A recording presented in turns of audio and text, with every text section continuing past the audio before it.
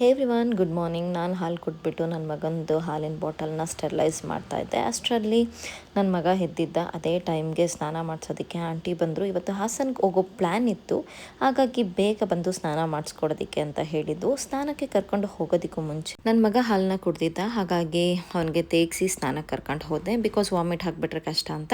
ನಾನು ಸ್ನಾನಕ್ಕೆ ಕರ್ಕೊಂಡು ಹೋಗೋದಕ್ಕೂ ಮುಂಚೆ ಅವ್ನ ಬಟ್ಟೆ, ಡೈಪರ್ ಮತ್ತು ಬಾಡಿ ಲೋಷನ್, ಮಾಯ್ಶ್ಚರೈಸರ್ ಎಲ್ಲ ಬೆಡ್ ಮೇಲೆ ತೆಗೆದಿಟ್ಬಿಟ್ಟು ಸ್ನಾನಕ್ಕೆ ಕರ್ಕೊಂಡು ಹೋಗ್ತೀನಿ. ನನ್ನ ಮಗನಿಗೆ ನಾನು ಯೂಸ್ ಮಾಡೋ ಎಲ್ಲ ಪ್ರಾಡಕ್ಟ್ಸ್ ಸಹ ಅವಿನೋದೆ. ತುಂಬ ರಿವ್ಯೂಸ್ ನೋಡಿದ ಮೇಲೆ ನಾನು ಈ ಪ್ರಾಡಕ್ಟ್ಸ್ನ ಯೂಸ್ ಮಾಡ್ತಾ ಇರೋದು.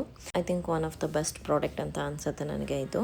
ನನ್ನ ಮಗನಿಗೆ ಹಣೆಗೆ ಬೊಟ್ಟು ಇಡೋದಕ್ಕೆ ಹರಸಾಹಸನೇ ಮಾಡಬೇಕು. ಕೊನೆಗೂ ಏನೇನೋ ಸರ್ಕಸ್ ಮಾಡಿಕೊಂಡು ಅವನಿಗೆ ಹಣೆಗೆ ಬೊಟ್ಟನ್ನು ಇಟ್ಟೆ. ಎಲ್ಲ ಅಮ್ಮಂದಿರಿಗೂ ಇದು ಒಂದು ಬಿಗ್ ಟಾಸ್ಕ್ ಅಂತಾನೆ ಹೇಳ್ಬೋದು.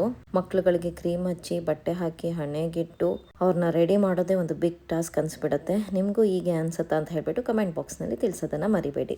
ಅವನಿಗೆ ಕಿಡಿಕೇರ್ ಮತ್ತು ವಿಟಮಿನ್ D3 ಹಾಕಿರಲಿಲ್ಲ. ಅವರಪ್ಪ ಬಂದುಬಿಟ್ಟು ಡ್ರಾಪ್ಸ್ ಎಲ್ಲ ಹಾಕಿದ್ರು.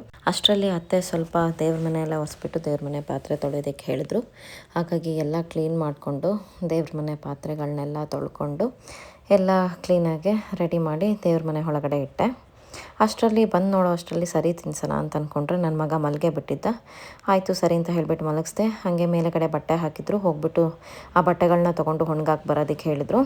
ಹಾಗಾಗಿ ಹೋಗಿ ಬಟ್ಟೆ ಎಲ್ಲ ಒಣಗಿರೋವನ್ನೆಲ್ಲ ತೊಗೊಂಡು ಬಟ್ಟೆಗಳನ್ನೆಲ್ಲ ಹಾಕಿ ಬಂದೆ ಮೇಲೆಗಡೆ. ಅಷ್ಟರಲ್ಲಿ ಎದ್ದಿದ್ದ ಮಧ್ಯಾಹ್ನ ಅವನನ್ನು ರೆಡಿ ಮಾಡಿಸಿ ಹಾಸನ್ಗೆ ಬೇರೆ ಹೋಗಬೇಕಾಗಿತ್ತಲ್ಲ, ಹಾಗಾಗಿ ಅವನಿಗೆ ರೆಡಿ ಮಾಡಿಸಿ ಸರಿ ಎಲ್ಲ ತಿನ್ನಿಸಿ ನಾನು ರೆಡಿ ಆಗೋಣ ಅಂತ ಹೇಳಿಬಿಟ್ಟು ಹೊರಟೆ. ಅಷ್ಟರಲ್ಲಿ ಪಾರ್ಸಲ್ ಬಂತು. ಅವನಿಗೆ ಮೀಟನ್ಸ್ಗಳೆಲ್ಲ ತುಂಬ ಚಿಕ್ಕ ಆಗ್ತಾಯಿತ್ತು ಅಂತ ಹೇಳಿಬಿಟ್ಟು ಹೊಸದಾಗಿ ಆರ್ಡರ್ ಮಾಡಿದ್ವು. ಹಾಗೆ ಒಂದು ಶರ್ಟ್ ಮತ್ತು ಚಡ್ಡಿನೂ ಸಹ ಆರ್ಡರ್ ಮಾಡಿದ್ದೆ. ಹಾಗಾಗಿ ಬಟ್ಟೆ, ಮೀಟನ್ಸ್ ಮತ್ತು ಸ್ವಲ್ಪ ಟಾಯ್ಸ್ನ ತರಿಸಿದ್ವು, ಒಂದೆರಡು ಟಾಯ್ಸ್ನ. ಹಾಗಾಗಿ ಹೇಗಿದೆ ಅಂತ ಹೇಳಿಬಿಟ್ಟು ಅದನ್ನು ಚೆಕ್ ಮಾಡ್ತಾಯಿದ್ದೆ. ಅದೆಲ್ಲ ಚೆಕ್ ಮಾಡಾದ್ಮೇಲೆ ನಾವು ಹಾಸನ್ಗೆ ಹೊರಟು. ಹಾಸನ್ಗೆ ಹೊರಟಾಗ ನಾನು 2 o'clock ಆಗಿತ್ತು. ತುಂಬ ಕೆಲಸ ಇತ್ತು.